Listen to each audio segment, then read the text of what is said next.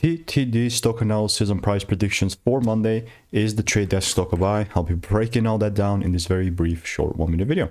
Especially just looking at the TTD stock with a 38% correction.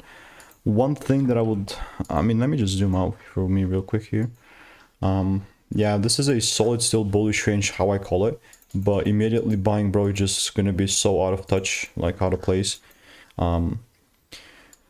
As long as we're sitting above $38, this is fine for me, and I would rather look to take things up. But like, after this big crash of 38%, unless there is a proper confirmation, I'm just not gonna look forward to buying.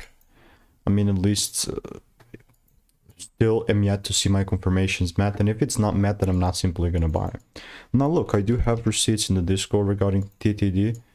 Oh my bad, I have like 6 receipts, so it's really like no need to force stuff. I mean, beforehand I was even sell side here and then deliver, but then we're all over the place. I mean, I would just chill, you know, I would just chill and just see how it moves.